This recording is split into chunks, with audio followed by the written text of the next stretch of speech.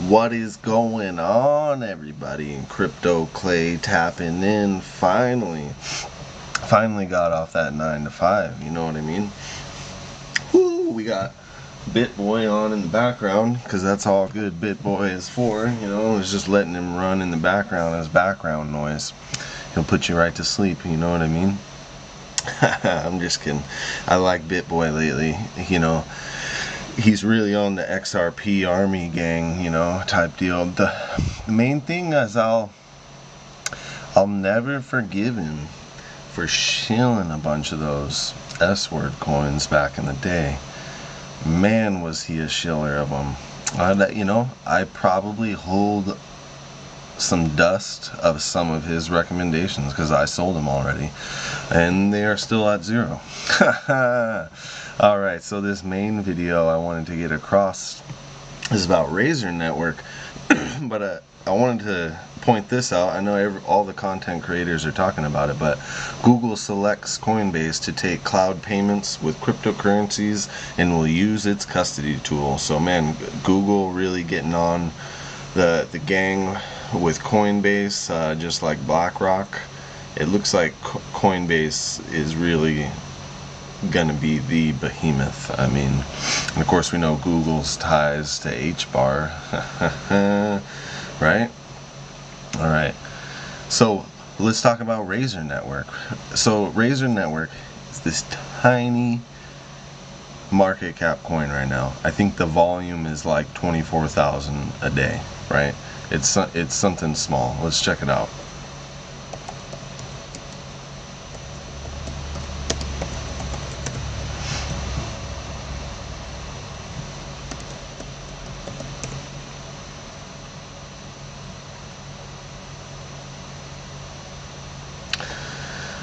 Alright, so our current price, you know, we're sitting at low below a penny, right?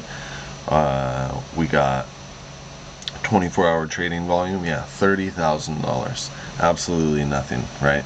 So I mean, you're thinking, oh, he's shilling a zombie coin, right? No, let's keep going.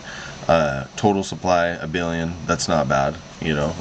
I mean, look at XRP, it's super high. Let's not even talk about Shiba, right? Alright, let's get down into this. Let's see, where is it available, right? So we got Mexi Global, Gate.io, DFYN. The only one I've ever purchased it through is Gate.io. I do hold Razor Network. I would consider it my wild card. One of my few wild cards. But, you know, as we get into this, you're going to see that it's not that wild. It's not that wild of a buy, okay? This is not financial advice. This is just me viewing information and presenting it to you. That's the best that I can do. I'm not going to sit here and try to read tweets all day, right?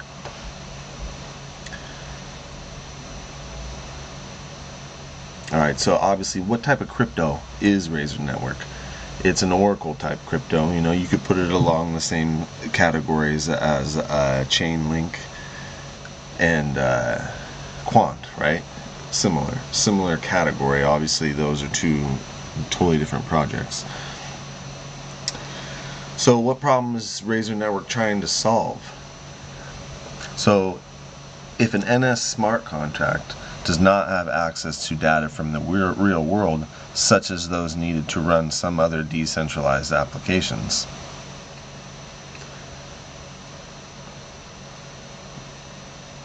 that's its goal, right? Like any of them, to be fast, scalable. But the difference with Razor Network is it's trying to be far greater decentralized, right? Whereas Chainlink is a little more centralized. It has a centralized unit to it, right? So let's actually talk about that for a second here. We got the Razor Network GitHub, right? So I like to check that stuff out. Kevin Cage pointed that out. If you go here and you can try to see if your coin is a zombie coin. Are we looking at a zombie coin here? Is it dead? You can check it out. This was updated 5 hours ago, an Oracle node. updated 5 days ago. Public data sources for use with Razor Network. Scale proof of work deployment repo, updated 6 days ago. Razor other blockchain bridges, updated 6 days ago. I mean, you can see it's cool graph right here, the activity. That's really cool. So we don't have a zombie coin.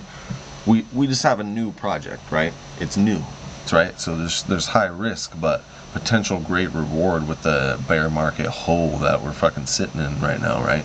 Deep down in the hole.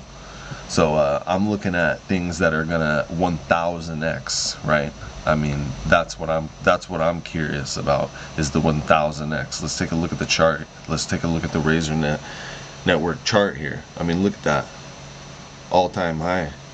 We're sitting high. We're getting into 83 cents on the CoinGecko chart, right? I mean, just cratered out. Imagine if we just went back to 86 cents. What kind of a gain is that, right? Incredible. Anyway, so let's go to the Razor Network website. This is their main website. It's pretty cool, professional, you know, that's great. Their ecosystem, behemoths, right? We got Polygon, Mobify, Ambi, Scale Network, Moonbeam, huge, right? Algorand, Elrond, Mantra DAO, XDC. It just goes on and on. And once you see that, okay, the GitHub's active, they got some insane partnerships. Why don't more people talk about Razor Network? I don't know. That's why I'm making this video, because I don't get it. More people should be talking about it. Here is the article. It's old by now. When does this come out? 2021 February. Nearing a year old. So this is Algorand.com. Today we are excited to announce that Razor Network will integrate decentralized oracles onto Algorand's blockchain. This will enable all smart contracts running on Algorand to access off-chain data through Razor's oracle services in a reliable and secure manner. Razor offers maximum gain theoretical security to ensure that external data feeds that are supplied to Algorand's blockchain are as secure and robust as Algorand's network itself.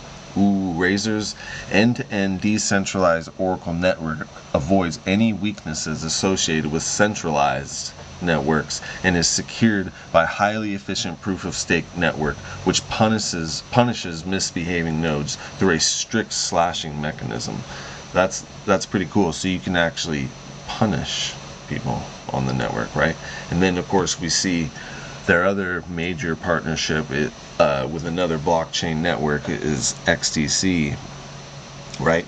It's their main oracle solution, and XDC is another behemoth alongside the Razor Network, right?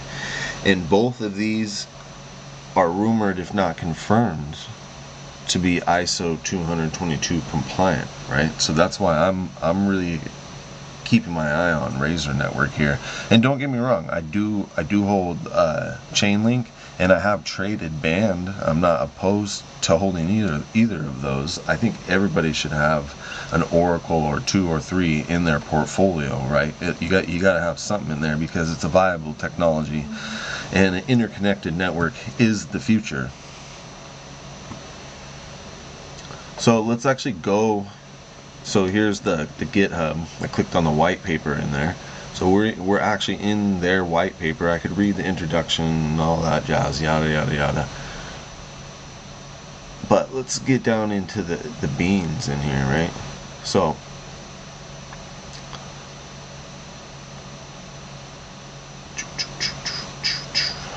all right. In this paper, we propose a general-purpose, resilient, decentralized, and trustless oracle platform which addresses various shortfalls in the current designs. Previous attempts to solve this problem include application-specific oracles such as Augur, A-U-G-U-R, you guys know that one, Gnosis, MakerDAO, centralized oracles such as Provable, general purpose, decentralized oracle platforms, Truthcoin, Shellingcoin, Chainlink, Witnet. The current work is inspired by Shellingcoin and Truthcoin protocols. Developing a decentralized oracle is deemed a challenging problem. This is due to the possibility of multiple kinds of attacks, such as collusion, takeover, griefing, etc. requirement of subjective and objective decision making to determining the truth, and also due to the technological limitations of the underlying blockchain protocol. Current general purpose Oracle platforms face the following issues: lack of high degree of decentralization and economic security, lack of long-term viability, and to me that's the major one. Cognitive load on application developers, targeted misinformation attacks. Right, so those are the issues that they're kind of aiming to solve that other Oracle solutions seem to be having, right? So this is where the one I like the most, long-term viability. Razor Network has been designed to be viable for long-term applications. Typical decentralized applications have smart contracts which rely on external data. The Oracle provider is hard-coded in those smart contracts, and it cannot be changed easily without centralization or without complex governance processes. Hence, the Oracle service needs to be available for a long term. The data feeds themselves are usually centralized and may stop providing service or get compromised. Hence, decentralized applications cannot depend on them for long-term applications. I mean, yeah, what if the data feed just fails? Because it's 100 years from now or something. You know what I mean? You can't rely on centralized governance for a long time. Razor Network features its own governance layer, which whitelists reputable data feed sources and blacklists them in case they are compromised or become defunct. Razor Network also has capability to create collections. Collections are a set of curated data feeds for the same data, so it can like copy the data and then use that data as data feed. That's pretty advanced Oracle, right? But I think going back to the centralized entity, the centralized data feed, also too going into the future with quantum computing, if that centralized data feed is attacked, you want to be able to clip it from the network quickly, right? So let's go into the founders here, or at least the main guy. I'm going to butcher his name. I'm going to try it. Hirish Ikesh H. Founder and CEO at Razor Network. I'll give you a Razor Neck. All right. So the main thing I want to point out here is he was a software engineer at Consensus, and I just wanted to point that out because we all know this old image, which I don't think it's viable anymore. I think it's far more complex than this.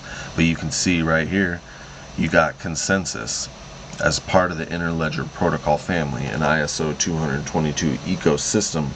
And so a former developer left Consensus to create Razor Network, which is now an Oracle for XinFin and Algorand, right?